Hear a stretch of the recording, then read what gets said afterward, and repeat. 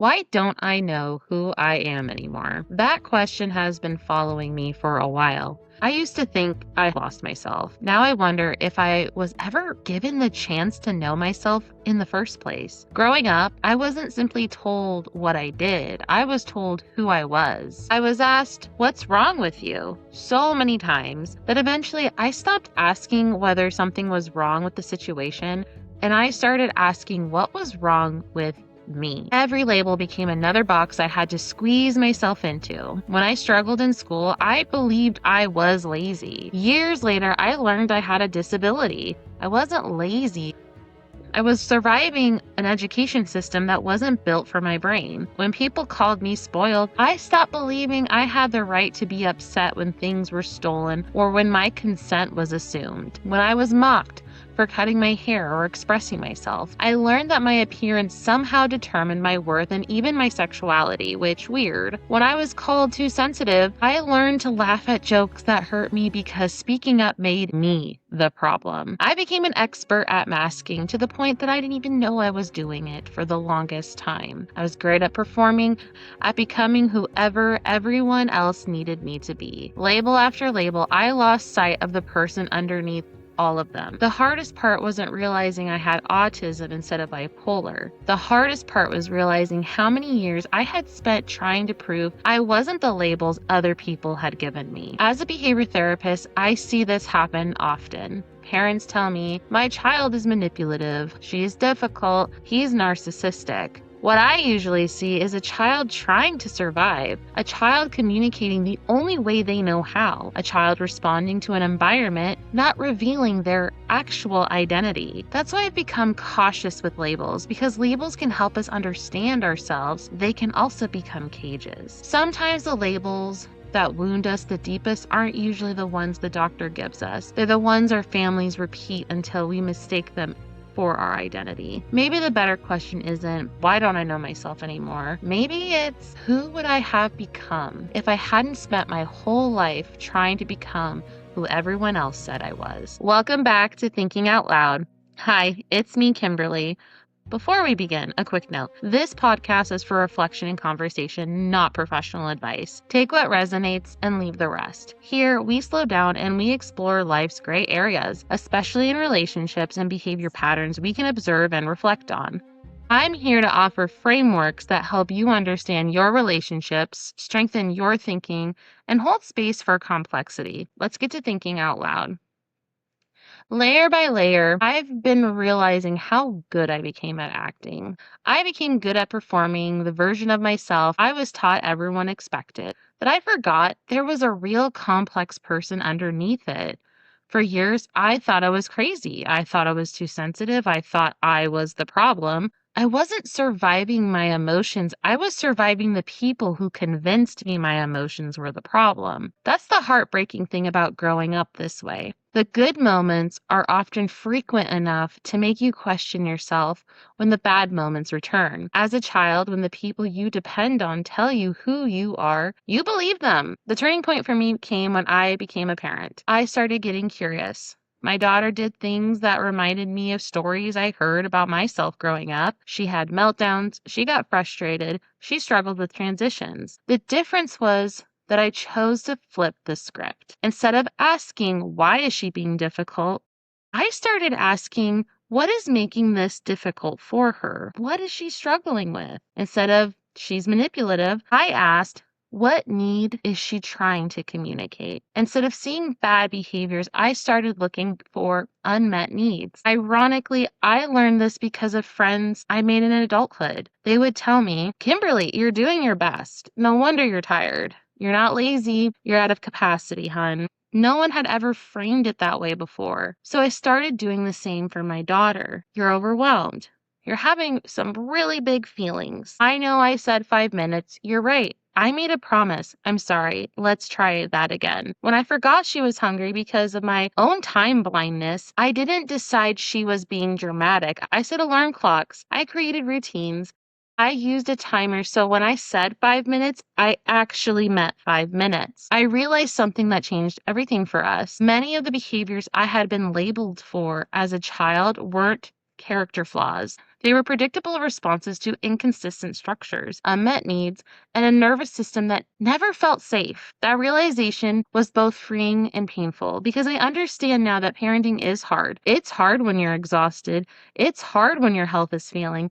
It's hard when you're raising children while navigating your own trauma. I have compassion for that, but compassion doesn't erase impact. No matter how much I matured, no matter how clearly I communicated, no matter how hard I tried, the story had already been written for me. Kimberly has always been the difficult child. Once someone believes that's who you are, everything you do gets filtered through that story. I saw how easily I could have repeated that with my own daughter.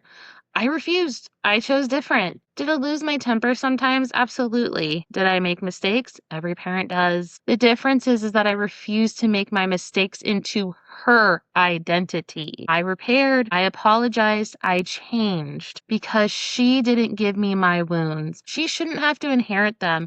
And I realized that neither should I have been put in the role of carrying someone else's pain. Maybe that's why I've become so careful with labels. Not only the painful ones, the flattering ones too, because even labels like good girl, nice guy, the responsible one quietly teaches us that love belongs to a role we perform, not the person we are. That's where I think so many of us lost ourselves. I remember every time I struggled with my own self-image, whenever I repeated the things that had been said to me, maybe I am lazy, maybe I am really difficult, maybe I am being too sensitive, maybe something is wrong with me. The same people who had planted those ideas seemed confused about why I believed them. Instead, I would hear, "But Kimberly, you're such a good girl. You always helped me around the house. You watched your niece and your nephews. You always did the dishes. You were my little buddy. You were so mature for your age. You're so responsible. You're the helper. You're so selfless. You're low maintenance. You're easygoing." On the surface, those sound like compliments. Over time, they became a checklist. A good person helps everyone else. A good person doesn't complain. A good person sacrifices. A good person is grateful. A good person is responsible. A good person keeps the peace. A good person doesn't have needs. No one ever said the last part out loud. It's what I learned. I became really good at taking care of everyone else. I could clean someone else's house. I could babysit. I could show up whenever someone needed me. When it came to taking care of myself, I had nothing left. The irony is that I wasn't doing those things because they genuinely brought me joy half the time. I was doing them because somewhere along the way, I started believing they were proof that this is how I earned love. When your worth depends on performance, rest starts to feel like a failure. If I couldn't wash every dish, why start? If I couldn't clean the whole house, I must be lazy. If I couldn't lose weight quickly, maybe I wasn't even trying hard enough. Everything became all or nothing because labels don't only describe us, they create rules. Rules who we're allowed to be. Rules for what makes us worthy. Rules for when we've earned rest, love, or belonging. That's why labels can become cages. It took years of therapy, friendships built on genuine acceptance, a husband who consistently reminds me that I didn't have to earn my place, and creating distance from old narratives before those noises could finally start quieting down. Because here's what I've learned. You can't simply decide to believe in yourself when your mind has spent years rehearsing someone else's story about who you are. Healing wasn't about forcing positive thoughts. It's about slowly separating my own voice from all of the voices that have been speaking over it for years. How do we even begin filtering out the noise? Looking back, I realized I had already started doing it before I even had words for what it was I was doing. I started with creating separation, not distance from everyone, not at first, simply healthy separation. My entire life had been enmeshed. Enmeshment is when the lines between people become blurry. Their opinions feel like reality. Their approval feels necessary for your decision. Their emotions become your responsibility. I didn't realize how much that shaped my relationships. I thought my family had to approve of my friends. I thought my friends had to love my family. I thought every birthday, celebration, gathering had to include everyone. It never occurred to me that relationships could exist independently of one another. Now I realize something that feels incredibly freeing. My work friends don't have to know my childhood friends. My podcast friends don't have to become friends with my neighbors. My husband doesn't have to have the same relationships with someone that I do. Some friendships belong in one season or one part of your life. That doesn't make them less meaningful. It means they don't have to overlap. Privacy isn't dishonesty. Boundaries aren't rejection. Keeping relationships separate isn't hiding. Sometimes it's simply respecting that not every relationship needs access to every part of your life. I also realize I don't need to know everyone's business, and I don't need everyone to know mine. I thought transparency meant sharing everything. Now I think being transparent means being honest about what I choose to share, not feeling obligated to share everything with everyone. I've also realized that not every story belongs to me. Sometimes people tell me things that are deeply unfair or unhealthy. Because of my work, it's hard not to notice patterns. I can recognize emotional abuse, manipulation, and unhealthy dynamics. Rather, recognizing them doesn't mean my job is to tell someone what to do. I understand this. Sometimes, though, people hear this behavior is harmful and translate that into you should leave. Those aren't the same conversations. So, my goal isn't to decide someone else's relationship, it's to help people see what's happening so they can make informed decisions for themselves because we all have to live with our own choices. Another lesson I've had to learn is this: what other people think about me is none of my business. People are allowed to misunderstand me. They're allowed to gossip. They're allowed to believe stories that aren't true. None of that changes who I am. The only time it really becomes my responsibility is when someone comes directly to me and says, "Hey, I heard this. Is this true what you said about me? Hey, I heard this. Is this true?" Then I have a chance to own what I actually did, apologize if I caused harm, or clear up a misunderstanding. I've also realized there is a huge difference between describing a behavior and assigning someone's identity to it. Saying, "They seemed upset today," is very different than saying, "They're a terrible person." One describes a moment, the other defines a person. After spending much of my life trapped inside labels, I don't want to reduce another human being to one, but I'm also allowed self-expression. Recently, one of the biggest changes in my life has been realizing something that sounds so simple. I have preferences. I have likes and dislikes. I have standards. I have expectations not only for myself, but for the people I allow into my life. For years, I thought I was simply low maintenance. Now I realize I wasn't low maintenance.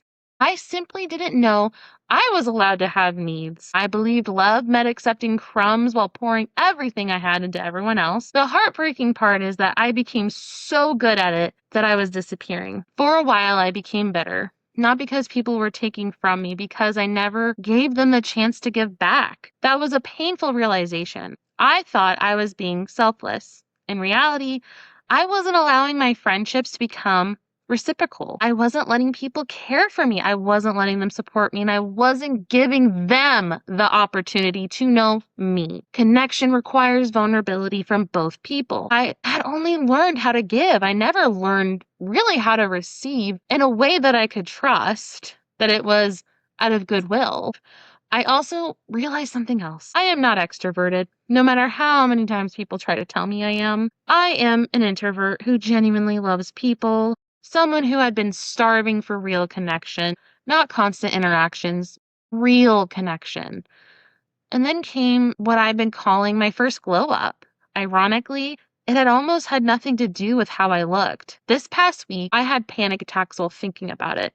Not because I didn't like what I saw in the mirror, because changing my appearance opened a door to memories I hadn't connected before.